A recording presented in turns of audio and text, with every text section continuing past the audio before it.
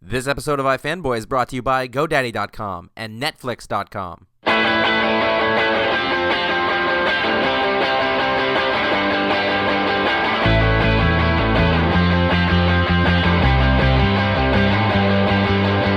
I am Josh Flanagan from iFanboy.com, and of course, the man of the hour, Geoff Johns is here.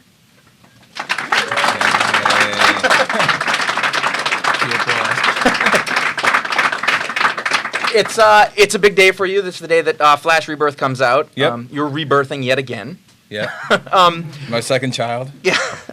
So talk to me a little about what you thought of where you think the state of the Flash in the whole universe is right now, and where you want to take it going forward with this. The state of the universe right now, well, I think it's been a little bit, the last few years have been a little bit this way, that way, left and right turns, and I'm looking to kind of plow ahead a straight road and bringing the whole universe back up in a similar fashion to Green Lantern. Mm-hmm. But very differently, as Barry's more like a wrench thrown in an engine that works pretty well. Right. That's kind of the what this series is about. Since most people, but a lot of people reading comics now have never actually had Barry as their Flash. I mean, it's been 20, 30 years since Barry Allen was actually the Flash. How much did you know about him? How did you approach him as being different than Wally? I mean, I really grew up with Wally, the Wally series, but I had gone back and read all the Barry stuff and collected all that stuff when I was first getting into comics. But Barry Allen's very much a blank slate. He didn't get kind of the modern age storytelling that a lot of the other heroes did. Even Hal Jordan had Emerald Dawn that redefined his character. Batman Year One, Man of Steel, George Perez's Wonder Woman, Flash. Barry Allen never got that. So part of Rebirth is going back into his past and seeing who he was before he got hit by lightning, what drove him to a life of forensic science, why does he have a passion for justice, where the hell the bow tie, what was it with a bow tie, because nobody should wear a bow tie, and just getting into all the minutia and the bigger things of who this guy really was, because all we know is he was this big hero that sacrificed himself. We hear about it all the time. He's a saint of the DC universe, but was he? He was still a human. He was still a guy, and so part of Rebirth is peeling back those layers and seeing the man behind the mask. So who is he to you? I mean, how would you describe Barry as opposed to Wally? I think the first, he's a pretty intense guy. He's very focused on, he has a very strong sense of justice. He'll tell Wally, you actually let the rogues, like, they were kind of like friends, or like, he doesn't understand, like, the rogues told you they respected me. Like, that's the biggest, biggest bunch of BS in the world. But he has a really hard, these guys are scumbags, they're murderers. His line of good and bad is very solid. It doesn't blur.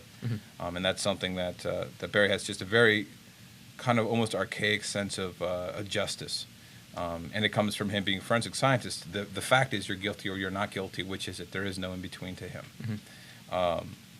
And that's something that I'll be exploring a lot with Barry. And then the other side of it is his intensity. When he focuses on getting something done, he's extremely focused. And we pick him up in a weird place, is where he feels every second matters. He can never be late again. And that's kind of his motto. Because that's his thing, because he was always late for everything. He can never be late again. This isn't a game. Time's going to run out again. But he also is back saying, well, everything was okay before I'm back, and he feels like there's something wrong, there's something amiss on his return. I mean, does he... Right now, he doesn't sound like he's a lot of fun. He's not. He's no fun. No, well, he's a very I think he's a very intriguing character right now. But he's a little standoffish on everybody. He's not a man out of his time, but he has a man who thinks that things have passed him, and he's trying to find his way. And I think the story of Rebirth is really the rebirth of his humanity more than the rebirth of his actual physical form. So I think the character, you've been associated with a lot of characters, more recently Green Lantern, but the Flash to me is the character I think that most gets associated with your name when I hear it, because of sort of, you came up with the Flash, I guess, in a way. Like, you're building up Wally during that time, and that's when a lot of people got to know you and that kind of thing. How does it feel to come back to that world so heavily? I mean, did you feel like you were done with it before, and now No, there's another way to get in it? I never was. I remember when I first left the book, the Flash is my favorite character. It always has been. When I first left the book, I was very happy with how things went overall. I thought it turned out pretty good.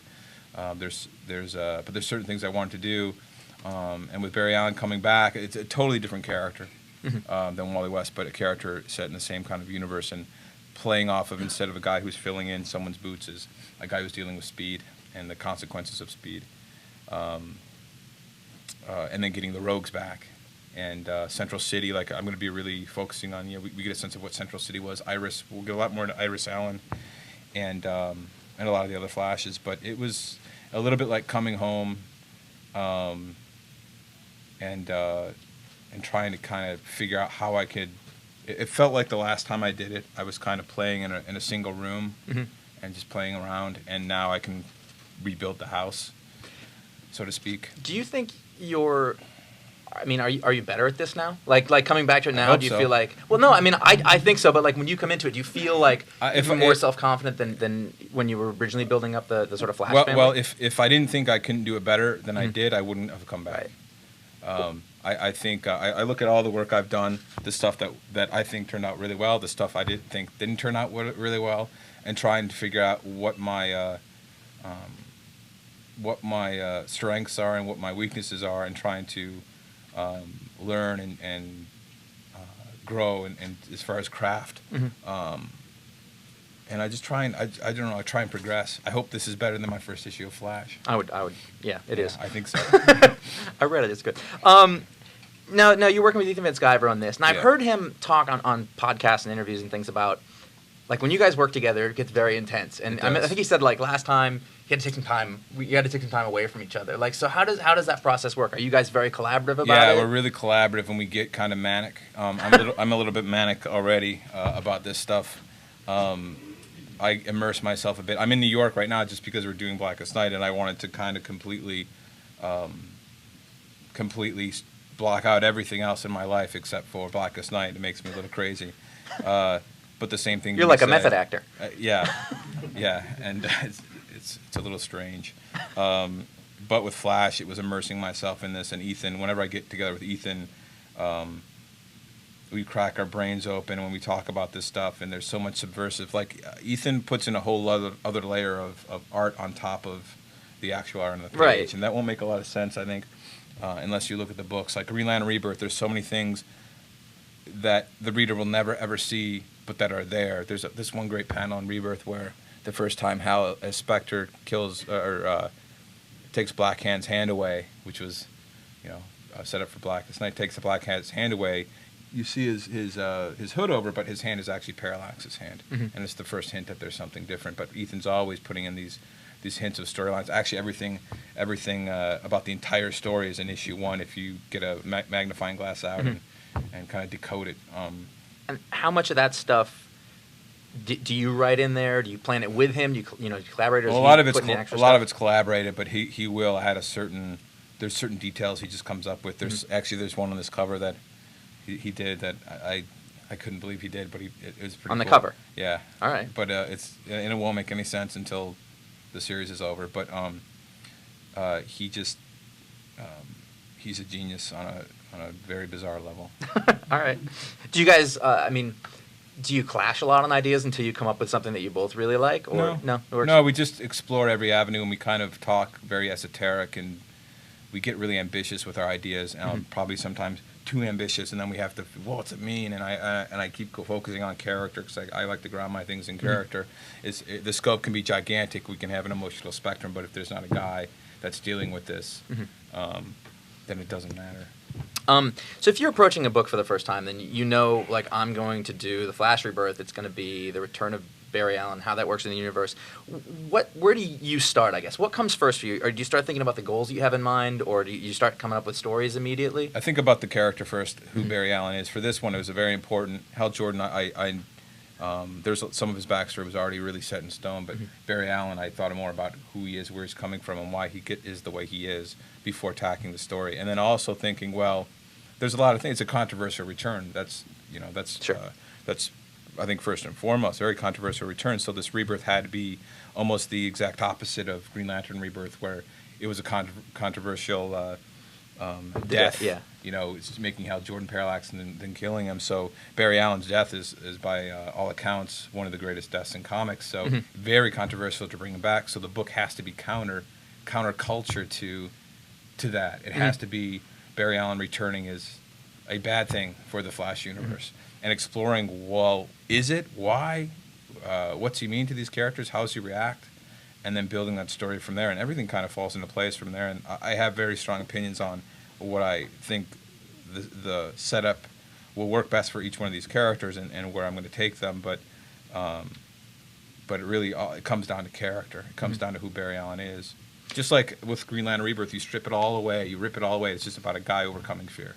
Well, to me, I think that you're I don't want to kiss your ass completely, but your greatest talent to me seems to be that you're really able to take these extremely complicated sort of concepts, all this continuity and all this stuff, and you're really good at boiling it down to like the very essential nature. And even reading The Flash Rebirth today, like right away within the first 4 or 5 pages, you told me exactly who Barry Allen was, what was going on, you know, behind him, in front, all that stuff. It was really simple. Is that something you really think about a lot, or does that come naturally to you? Some of it comes naturally to me. If I can't communicate easily who the character is and why the character is the way they are, then I have a problem. Yeah. I just believe that if I'm telling a story and you don't know who the guy is or why he's doing it or where he's coming from, then I'm not telling a story about a character. The character's not true. Right. But to get a strong sense of Barry is like right away, Barry Allen, like unlike Hal Jordan again, Barry Allen is somebody that a lot of people don't know.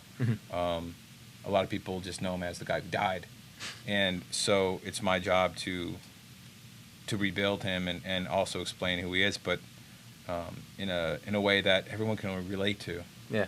You know, everyone needs more time. I'm sure everybody's like, God, this thing's taking forever to download. Everyone's on Twitter, like, so you can tell your friend, 2,000 of your friends at the same time what you're having for lunch, and everyone's got email on their email on their cell phones now.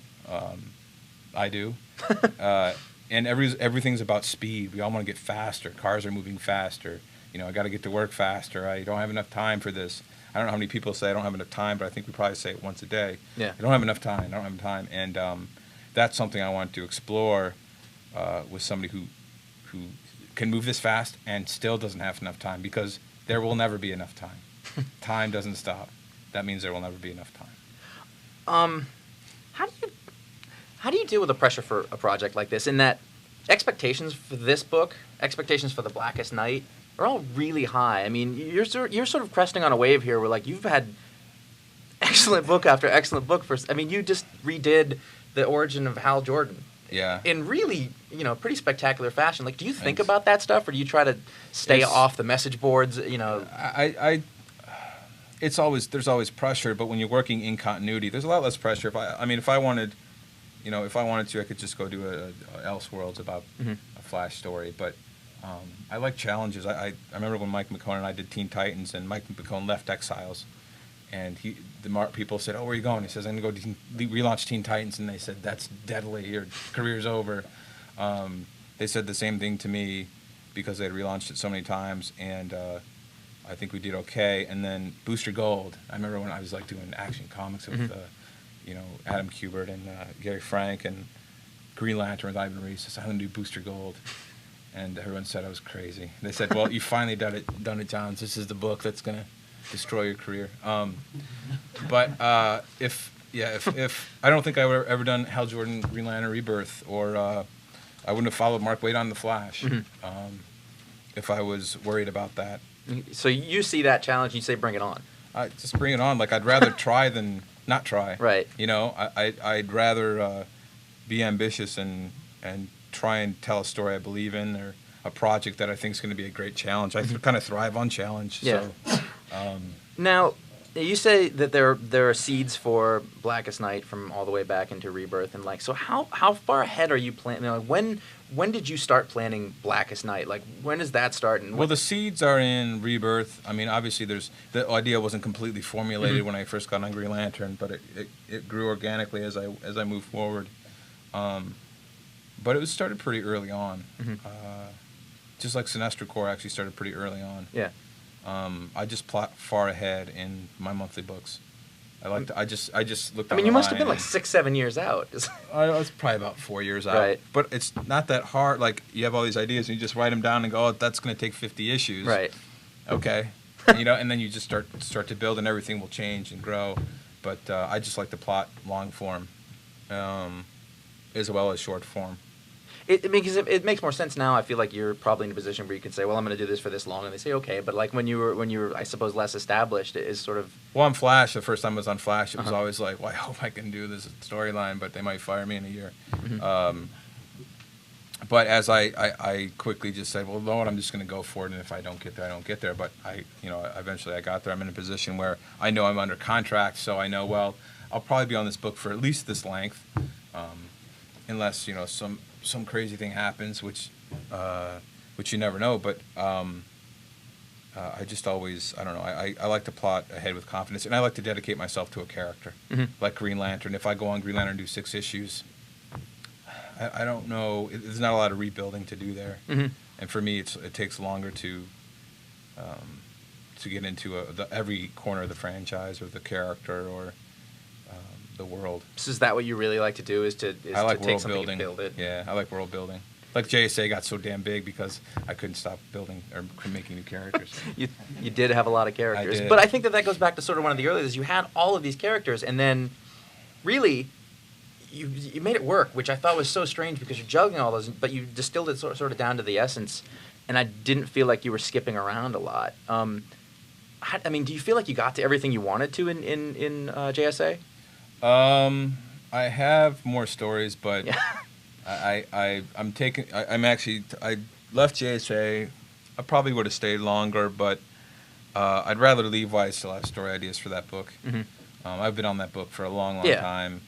Blackest Night was coming up, Adventure Comics, Flash, Green Lantern. That's a full slate for me, and I didn't want to. If I couldn't make JSA, if I couldn't take it in a direction that I thought was going to be really great and dedicate all my focus to it, then I thought it was better if I had concentrated on continuing Green Lantern and Flash. How are things different for you now than, like, say, in 2000? Like I mean, when you go to a con, you get mobbed. You've got panels full of people. There's a room full of people here. I mean, you're on some of the biggest characters there. Like, yeah. How's it different working now than it was then? I don't know. It still feels like the same in a lot of ways. I think I'm better at it. I don't know how it feels different. It takes longer to write a book. Really? Yeah, absolutely. Because I'm a lot harder on my plotting, and I think some of that comes from working on 52. Because on 52, I'd be like, I need 5 pages for this Booster Gold scene, and they'd be like, you got 3. I can't do it in 3. That was like issue 2. I can't do it in 3 pages. I need 5. You only got 3. And then I'd have to work hard. I can do it in 3. And throughout 52, it wasn't just taking scenes that were longer and shortening them, but also real estate was so valuable. You could only do a beat, and that made me hone my plotting skills a lot more. How meticulous are you when you actually do a script? Do you plot everything out very meticulously beforehand and then script? Yeah. Do you use, like, note cards? I do outlines. I use my stickies. If you open up my computer and look at my stickies, you'll see, like, breakdowns of, like, 30 issues of stuff. That's just, I get notes and I write them all down. So, I get really meticulous with it all, and I like I'm reference crazy because I want things to be. If I reference, like, freaking some obscure character, like some obscure villain, and put him in the book, I want him to be drawn right. So I'll go a little reference crazy. But I also like, again, comics and real estate in comics is really, you only have 22 pages to tell a story, and I'm always writing over, and I have to go back and see what I can cut. Or as you go forward, do you find that you're filling those pages with more and then having to take more out than maybe before? It's very challenging to fit everything I want in, and occasionally I have to just remember that if it's not imperative to the character, then it's got to come out. And that's how I can kind of, like, I've got scenes on the cutting room floor from books that'll never be, that I just had to lift out. These 4 pages don't progress. They're cool beat, they're a cool part of the story, but they're not imperative, so I have to lift them out throw them away. It sounds so painful. It's tough. Yeah. Now you said you like to build worlds. You like to do that. So how is it important to you that like you've got characters like Citizen Steel or Stargirl or something like that, and they're part of the DC universe now. They're going to be around. That's part of it. Do you want to have that legacy? Like you have that where those characters where you made are living on for a really long time? I just want to be able to read the Justice Society of America anytime I want. Mm-hmm. Hopefully those characters will thrive in there. But like being on introducing characters like I introduced probably about 8 or 9 new characters in JSA. Mm-hmm. I'd like to see some of them. Some of them will probably stick around and some of them won't, but it's always fun to see. Stargirl especially is very close to my heart, but Stargirl, I love seeing her in other books when people write her. Right. Because they're writing her wrong.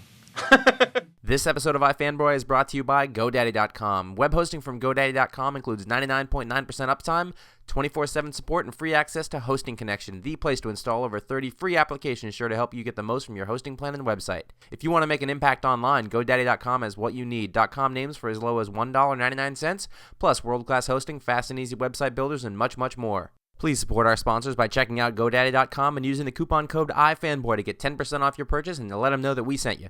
Let's take a couple of questions Sure. from out there. And then, does anybody have a question? Hi, my name is Jose. I have a sort of an odd question. Today, you see like a lot of writers can't even handle one book, and yet you're juggling multiple books, just keeping those stories strong and straight. And kind of asking a question like he had asked, how long do you plan things out? And do you ever find yourself getting somewhat mixed up, or is it all just so clear to you? Well, the one advantage I have is that I'm only working in the DC universe instead of like here and here and here, so I'm kind of immersed in the DC universe. I got a pretty rigid. Don't worry about it. Oh, sorry. You do your thing. I've got a pretty rigid work schedule. I work like around 9 to 7 almost every day, and I just enjoy it a lot. So I don't ever find myself. It's always like there's a lot of work to be done, but I'm pretty happy with how I juggle it right now. But I don't usually get my wires crossed because I'll say, this week I'm going to work on Flash, and I'll work on Flash for a week, or this week I'll work on Green Lantern or Adventure Comics or whatever I'm working on. So my wires usually don't get crossed. But like Blackest Night, it's actually nice to work on Blackest Night, Green Lantern, and Flash at the same time because Hal and Barry are in Blackest Night a lot. So as I'm getting to know Barry more and more in Rebirth, it helps inform me in Blackest Night how Barry's going to fit within the DC universe and act and bounce off these guys. So I think working in the DC universe helps me a lot, that I can focus all my creative energies there. It's just something I enjoy.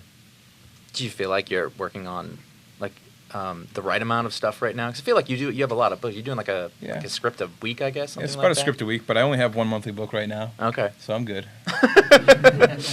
He went through 52 people. 50. Everything's fine. I did 52 plus like 3 books a month. I can handle anything. Ask Grant Morris. Like at 52, after that was like detox. We actually all went to Vegas for a weekend. Just to, with Grant Morrison? Yeah, it was awesome. It was a good time. Forgot about comics for a few days. And pretty much everything. Yeah, it was fun. I'm gonna. But you do need to kind of take a break every once in a while. But whenever I'm like, I'm gonna go away for the weekend, I start driving, and immediately right when I'm driving, I start writing stories in my head. Do you always keep a little notebook with you? And no, I don't. I usually Really? keep everything up here. Yeah. I forget things so fast. Yeah. You're a wonder kid. Another question? Yeah. How you guys doing? Good. How are you? Thank you. Good, great.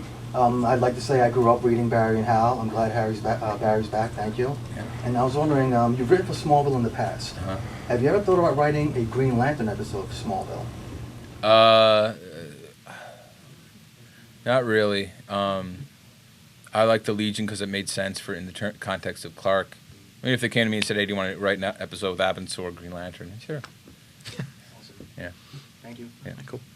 I have a couple of questions, sort of, that people on our website do who couldn't be here. So, Six Gun username wants to know what writers outside of comics inspire you most. My biggest inspiration is screenwriters. Brian Helgeland is one. He did L.A. Confidential and Conspiracy Theory. I think he's an amazing screenwriter. Probably one of my favorite writers out there. Mm-hmm. But he's a big influence on me. How he structures things. Are you, when you like watch a movie, are you totally like studying it the whole time? Yeah. Yeah. I'm Yeah. annoying to watch stuff with too. Yeah, it's hard because you can't help it, because it's like if if you build houses, when you walk in a house, you're probably going to go, how the hell did they build this out? And that's kind of the attitude you take with film or TV. Mm-hmm. But mostly screenwriters. There's a lot of screenwriters out there I like that are pretty influential. I read a lot of scripts when I was in school. Right. Do you like, is there any prose writers or anything like that? That there's prose writers I like, but there's no writers that really, the stuff I read in prose is mostly nonfiction. Mm-hmm. I think because I can tend to enjoy that stuff a little bit more for yeah. leisure. Is like I like political books or spirituality books or true crime books. Mm-hmm. There's a guy named John Douglas who was a profiler at the FBI he wrote a few books I really enjoyed. His process, but I don't really read a whole lot of prose that is fiction because I just can't enjoy it as much. Though I read my friends' books like Greg Rucka or Greg Hurwitz, all the guys that I know from comics. I'll read their books. Is there any fiction left that you can enjoy? Do you have guilty pleasures? My guilty pleasures are probably stuff like like Dahl and fantasy books, like kids books like the Phantom Toll Booth. Like that stuff's always fun. Cool. Like Other Worlds, I like the C.S. Lewis and stuff. Mm-hmm. Anybody else? Another question? Here. Josh, big fan. I wanted to know what it's like working with the other writers, like specifically like the 52 guys and Richard Donner and Jeff Loeb. You're a big collaborator. Yeah, I like collaboration because it's fun. This should be a fun job. It's comic books. It's for me, it's the best job in the world, and to work on it with like my friends like James Robinson, I really like collaborating with, even though when we don't work on the same book, but we're just talking in general. The 52 guys are some of the most. They were my favorite writers prior to that, and they're my favorite writers after that. Grant Morrison is definitely my favorite writer in comics, and a huge influence on me, and a very good friend of mine. And Greg Rucka is the same way. And Mark Waid, and I like them because their writing style is so different from mine. They approach stories so differently, and collaborating like that, you learn a lot. And I probably learned more in that year of writing on 52 than I learned in anywhere else, in the sum total of my career. You now. Was it James Robinson who helped you get into the industry in the first place? Yeah, James. Well, originally I was shooting a film out here with Donner. I was just out of school. Mm-hmm. I was a young kid, and I met a bunch of people from DC who I gave them a tour of the set, and I was fetching Richard Donner's coffee and spilling it on myself. And they said, "Hey, you really like comics?" And I said, well, "I've been reading them all my life." And they said, "You should pitch us something if you have any ideas." And about a year later, I came with Stars and Stripes. How does that happen, man? I mean, it's fate, clearly, but yeah, I mean, it's also, I think they probably were being a little just more polite than anything. Like, hey, if you have an idea, and I was so busy, I thought, well, maybe I'll if I come with something, I'll pitch him something. And about a year later, I had Stars and Stripes, and I had the idea, and I met James Robinson in L.A. and. I met him actually before. Because he said, I remember like a podcast. Yeah, we were. I met him at a con when I was in college. I met him at a con. I was probably 19, and I love Starman. Yeah, and we just talked film for like half an hour, and we just became friends. So when we moved out to L.A., I was like, got a job with Donner. I said, hey, I'm out in L.A. We got coffee. We just kind of struck up a friendship, and about a year after I met the people at DC, I came with this idea for Stars and Stripes because I wanted to.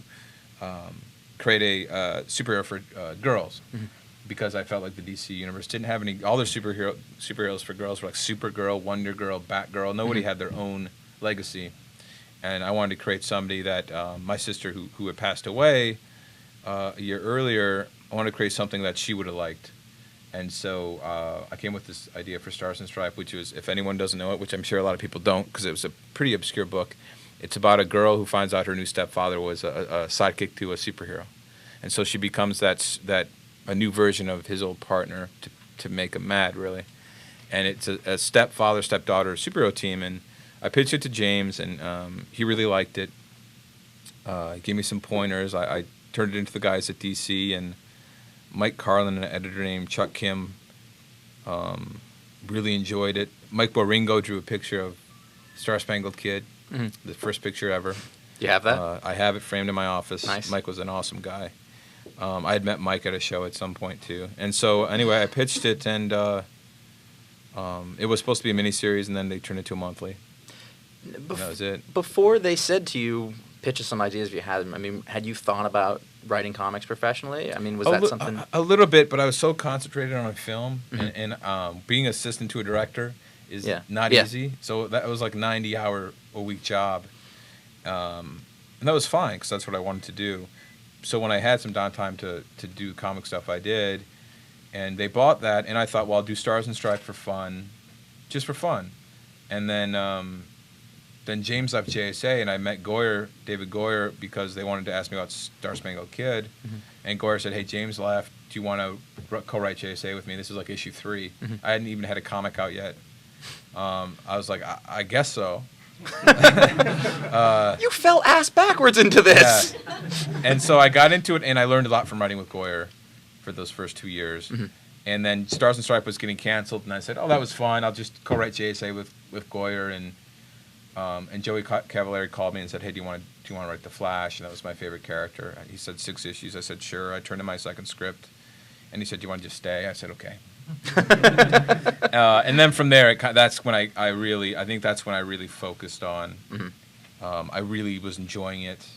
I was balancing working for Donner and writing Flash and JSA, and then I did some Marvel work. I did The Thing. I did Avengers, and then I got offered Hawkman, and that's when I was like, I can't do all. I was literally like, not sleeping. How many years or so, I guess, were you? I did that from probably about, I think, 2.5 or 3 years. I did that. I worked all those jobs, and then eventually I had to move on from Donner's, which is very hard because he's like a dad to me now.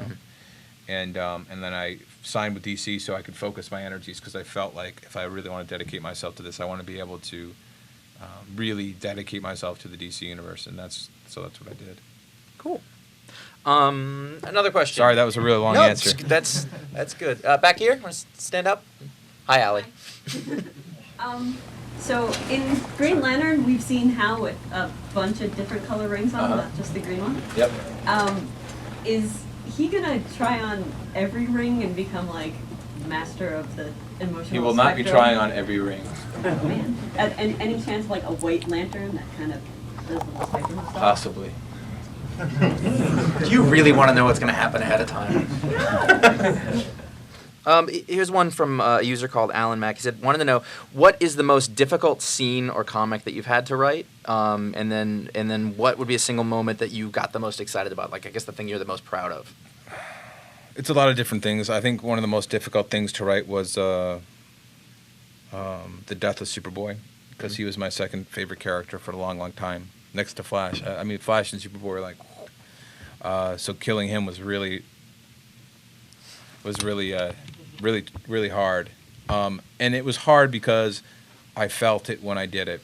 And so when I wrote that scene, and Wonder Girl is like, you saved the whole universe, and he says, the last line's like, yeah, Cass, isn't it cool? And then he dies, and you're like, oh. I was like, I just sat there at the keyboard really depressed for Did you get misty? days. Did you mist yourself up? I did. I got really misty. It's okay. But that was tough. There's a lot of hard scenes. There's actually Flash Rebirth 3, the last half of that was really emotional for me. Green Lantern 25, when Hal, I love the scene. It makes me all misty too, is when I was writing it, Hal says, he's telling his brother, like, Sinestro, like, these freaking guys are coming to Coast City. You've got to get out. Everybody evacuate this city. And he says, we're not leaving. And the whole city said, and Kyle says, Hal, you better look at this. And he looks out, and everyone's lighting green lights in the window, just to tell him, like, we're staying. And so when you get the pages back for something like that, did it look like what you expected? Yeah, and then Hal just looks at his brother, and then Kyle and Hal fly up to beat ass, and Hal says, I think Hal says hell of a family, and Kyle says hell of a town. And you see this big double page spread of them flying up with the glowing green city, and that's the birth of the city without fear. And for me, that was very powerful because for Hal, I felt for Hal, empathy for Hal, because that came full circle of failing the city, and it's destroyed, and all these people are dead, and then seeing it rebuilt, and seeing the faith they put back in his hands, that they didn't blame him for that, and that they believed in him. And that allowed him to believe in himself and overcome fear, because Hal, for that one moment, was saying, run away. And that's something that totally is against character for him. So that scene was really powerful because it was a culmination for me of his entire journey with Coast City and his family. How long, I mean, I don't know if this has something to do with the end of Blackest Night, but like how long are you planning on keeping going with Hal Jordan or with Green Lantern? I've got no endpoint right now. And I assume you're planned out for the next 6-8 years. Well, my focus really right now is Hal Jordan, the Green Lanterns, and Barry Allen and the Flash, Flash family. So that's what my focus is going to be for the foreseeable future. Okay. Anyone? Another thing right here? Stand up. How is George Perez doing on Legion of Three Worlds? Is he Number done yet? 4 should be out. It's beautiful. It's number 4 is done, I think, as of tomorrow, and should be out in about, I don't want to promise anything. I'm guessing and hoping 3 weeks, 4 weeks maybe, because it goes to the printer and it has to all this stuff. But it's supposed to be done, not 6 months. I said weeks. 6 weeks, and then issue 5 will probably be shipped. It'll be shipped in June at some point. There's a lot of discussions about that, and I hate late comics too. But this is a comic book that you see the work George is putting into the pages, and you can't deny he's not playing, Call of Duty 4. He's drawing the book, and while playing Call of Duty 4, which is and George is such a master, and I think he's proven himself over the years that hopefully they're worth the wait. I think the art alone makes them worth the wait, and the stuff we have coming up in issues 4 and 5 is pretty killer. It feeds into everything else I'm doing, which is cool, and it's its own story on its own. But issue 4 is really pretty spectacular. It's by far and away the best issue of the bunch so far. I mean, but it's coming. You grew up when George Perez was, he's a legend, but at that time he was like the big name in artists. What's it like to work with these guys now for you? I mean, it's for Perez. It's great. He's a master storyteller. You don't get any more professional than this. So you give him all this insanity to draw, and he does it and makes it even better than you'd ever hoped. So. And he sticks to emotions, which is nice. He never forgets it's about emotions. That's why I like 4 so much, because it's a very emotional book. But it's a thrill. It's an honor to work with somebody like Perez. I mean, I would assume that would not that you're having a hard time getting to your game, but I mean, like if you're always thinking George Perez is the guy on the other end of the script, so it has to be awesome. It has to be good. Yeah. But also it's got to build to his strengths and also my strengths. So Legion of Three Worlds is a storyline that if anyone's reading it, it's a bajillion characters. Only George could draw that. On top of that, though, I want to make sure that's an emotional ride for these guys. So you see these story arcs. If you look at Lightning Lad, he starts here and then he ends up somewhere else. Brainiac 5 is probably the most fun to write because he's got 2 other Brainiac 5s yelling at him. One thinks he's an idiot because he's old, and the other one thinks he's kissing his ass the whole time. And they always are arguing that's not the right thing. And the guy gets to get a haircut. And and at the end of there's some funny stuff with him at the end of Legion 3 Worlds. But my goal really with that book was to tell a big crisis-style story in the 31st century, but also make sure it was a story about these characters, about people. Okay. There was a question back there somewhere, I think. Yeah. Go for it. I was just wondering about Blackest Night. I know you had the big bug for Fear and the whale for. Are we gonna see any more animals? You'll see 2 living entities. One will kind of just be referenced in issue 43, and you'll see another one in issue 43. Not exactly how you expect them. Were there rejected lantern colors? You're like, No. we decided not to do mauve. No. No. No, I haven't heard that one before, though. Okay. No, I have. Everyone's like, hey, when's the Aqua Blue? Oh, they're going to be... I'm genuinely curious if you started with a No, things. no, because I didn't want, like, in all honesty, the simple fact is, like, Roy G. Biv, everybody knows that. Right. Okay. So I don't want to go beyond that. And also, I didn't want to have a million color, like... Right.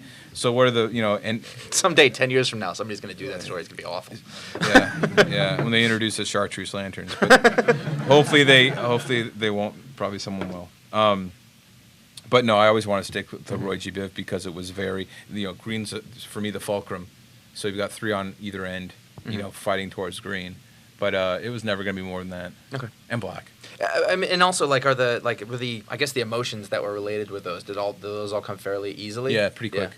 The only one that was tough, orange. Well, that's I was the one like, that, I want greed, but I can't say greed because it's green. Like, you just say greed, and it just feels like it should be green. Mm-hmm. And I just was like, well, what else is a word for greed? And avarice. That sounds kind of orangey. Yeah, that so works. it's just avarice. If he says it, you'll believe it. Yeah.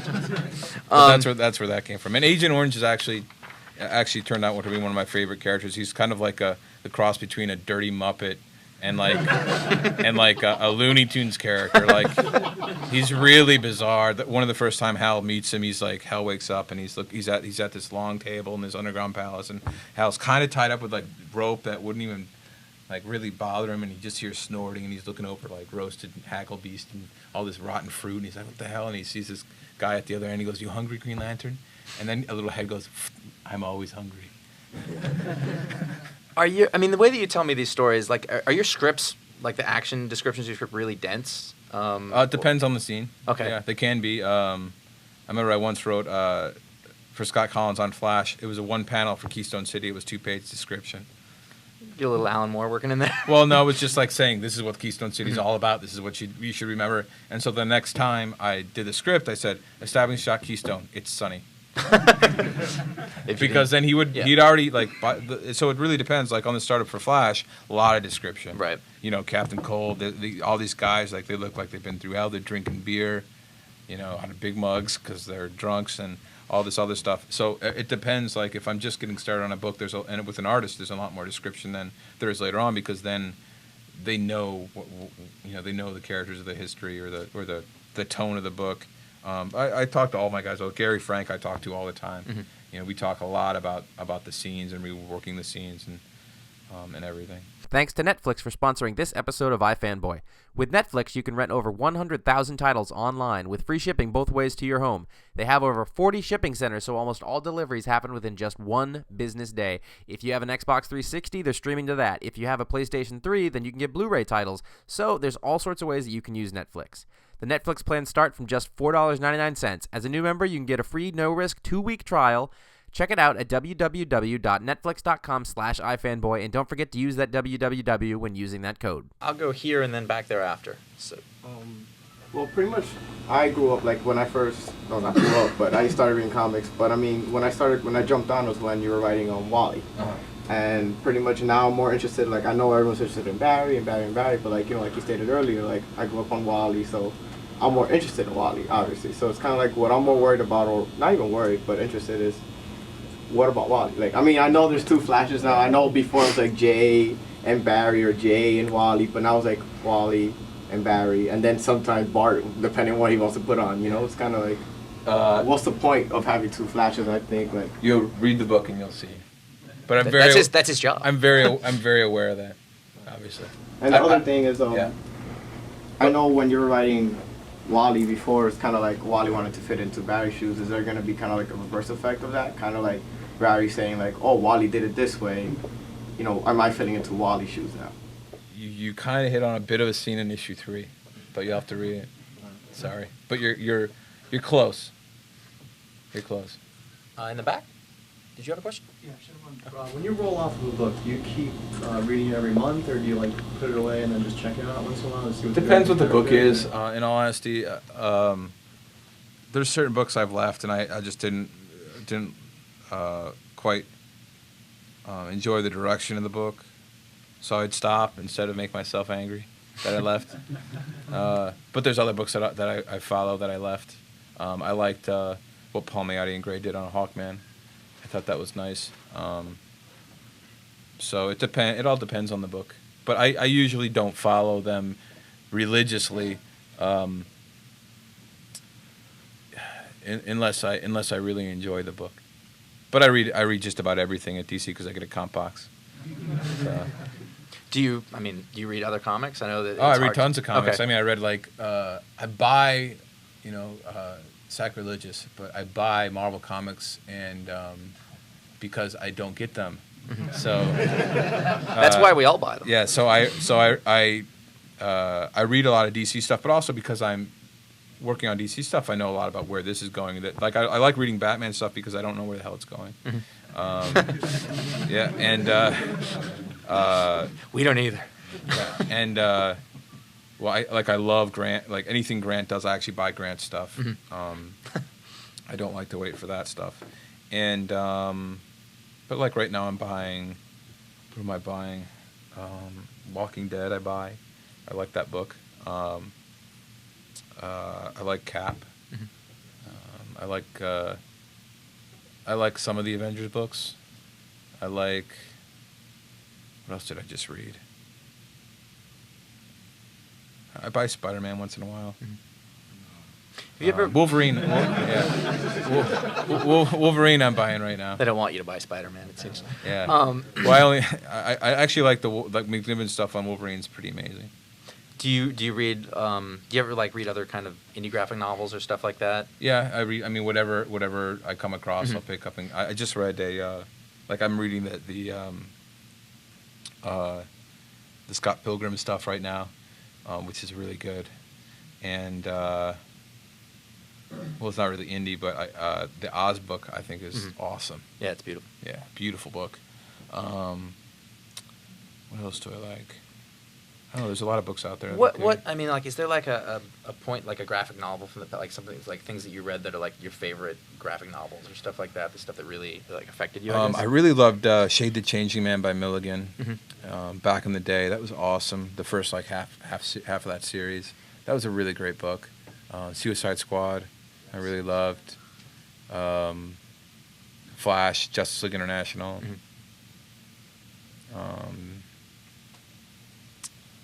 That's cool. Yeah, it's just just keep listening books for another 8 minutes. Yeah, I mean, I have a wall in my office. If it ever falls, I'm going to be crushed. But I have a wall that goes up to my ceiling in my office of just comics that are on pull-up boxes. That probably goes from there to the guy in the Detroit Hat, and most of it's just reference, reference stuff. But I could talk about runs all day. Yeah, way in the back on the wall. When DC is bringing back characters in the future, as they inevitably will, do you think they're going to come to you and Ethan Van Sciver to work on it? Are we going to get Bruce Wayne Rebirth in a couple of years? Or? Ethan and I have talked a lot about this. I don't know if there's a Rebirth beyond Flash Rebirth. I think Green Lantern and Flash, for some reason, they go together like peanut butter and jelly. So I don't know if it makes sense to do another one. I don't think it does. I'm not really interested in another Rebirth, and I also don't think you can get much better than Hal Jordan and Barry Allen. Batman, I think, is a whole different animal, but who knows? Who knows? Aquaman's cool. Another question for the website. Edward said, in the One World Under God Justice Society arc, you played a little with the format of the traditional monthly comics. There were some specials in there. Same thing is happening sort of in the Superman titles, and I guess he sort of want to know what your thoughts are on the monthly format as it exists. Are you one of those people who wants to stick to the monthly format as long as possible, or do you is trades a big thing? Well, trades. I mean, they're going to trade everything whether you like it or not, and I like it. Everyone should like it because then everybody can read it. But it's certain books, obviously they're going to collect Flash Rebirth in a trade. There's just no no question about it. With JSA, it's like, well, where are they going to break it? You don't really know where they're going to break it. I think there's more in writing comics nowadays. There's more play for format. I like the weekly format's really interesting. Would you do it again, though? It depends on the project. It'd have to be really cool and with the right people. Because again, I like collaboration. But I like doing specials and one-shots and things to just shake it up a little bit so it's not the same same thing. And I also enjoy books that are extra length, like Sinestro Corps was 54 pages. And I love that because it allowed me the room to do everything I wanted. Blackest Night 1 is like, I think, double size too, so, or close to it. So it gives you, at the same price. So it gives you, it gives you more to play with. But I like mixing it with format. I did Action Comics Annual a year ago where we had a lot of little stories that were just, it was kind of like a cool throwback. But the multi-book is cool. And if I worked on one title, if I was just working on Green Lantern, I'd probably be doing a lot more ancillary books with it. Is there one more question way in the back? Question. Agent Orange, how do you pronounce his name? Larfleeze. Okay. And I'll tell you how I got that name. The second question is, what's your spin on working with the controls? Because everybody that actually did the controls in Green Lantern, they were in and they were out. They were just pop-ins and defeated and they were going out. Next issue. Yeah, they're basically Guardians, but they're idiots. All right, so they've never had a successful. Agent Orange says this about him when they come after him in issue 1. He says these guys tried to start the Dark Stars. They had the effigy guys. They failed every time. They're idiots, and they continue to be. Larfleeze came from. I was naming this Muppet guy, and I want him to be this disgusting. Like he's got like he'll find a morsel of food in his thing that's like 2 weeks old and eat it. But he's this disgusting little kind of creature, and so I. So what are the two grossest words I can think of? Well, lard and sleaze, and so I just smashed them together for Larfleeze, and that's where it came from. Yeah, but he's a cool character. I can try and answer some quick questions so everybody can get one in because I saw a bunch of hands. Idea for the Red Lantern cat? Oh, Dexter? Yeah. I was just curious what. Jane, everyone I work with, I collaborate a lot. Shane and I were goofing around, and I said, well, I want it to look kind of, I wanted a small Red Lantern to be really ferocious, and he said, what about something that looks somewhat like a house cat? I said, try it, and it was funny. But yeah, I wanted like the most unsuspicious character to be a Red Lantern. Starman, what's going on with him? Where would his story go next? You'll see him in Legion of Three Worlds #4. Oh, excellent, thank you. And then Adventure Comics. Cool. Over here. As far as the Blackest Night goes, how did you come up with the list of the lanterns, the Black Lanterns? Did you go by like emotional content or just like what's cool? A bit of everything. Yeah, a bit of everything. And they had to be dead. Right here. How many people will be collaborating with you in Blackest Night? Peter Tomasi's going to be writing Green Lantern Corps, and if you haven't, I'm sure most of you are reading that because it's a great book. And then there's a few other writers that'll be working on some ancillary stuff, but not many writers, which I'm very happy about. We've got a pretty close knit of guys that are going to do anything with Blackest Night, so we can see it all, make sure it's the best it can be. Right in the back. With reference to the Blue Lantern Corps, it seems like they're just going to be there for the Blackest Night. Do you see them being there post Blackest Night? I can't talk post Blackest Night. There's questions here. Okay, Adventure Comics. Anthology or just straight up monthly comic? It's a monthly comic. It will have more than one. It has one lead, and it will have other characters that weave in and out. Yeah, but it'll be Adventure Comics, so it'll be a variety of stuff. But it does have a lead character. And then one last question over here. From the time that you actually write the script to the time that you actually finish it, there's a lot that goes on. Things in like your personal life. You get new ideas. Things happen in the news. So how much does a script change from the time that you think about it to where you write it down to when it actually goes into the final production? After I write it and then it goes to production, it doesn't change that much.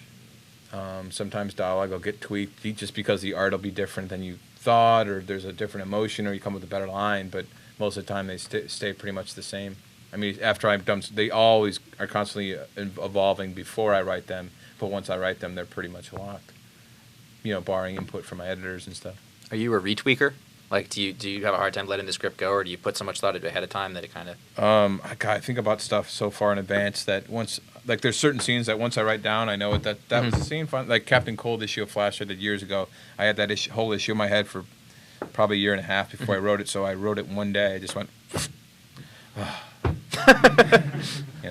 And with that relief, I think it's probably a good time to stop this part. So thanks so much. Cool. Thanks, guys. It's totally fun.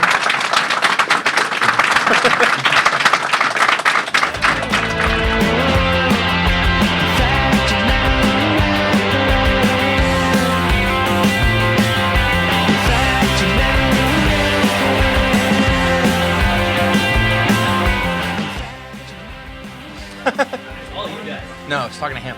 He's got another camera. Good to go? All right.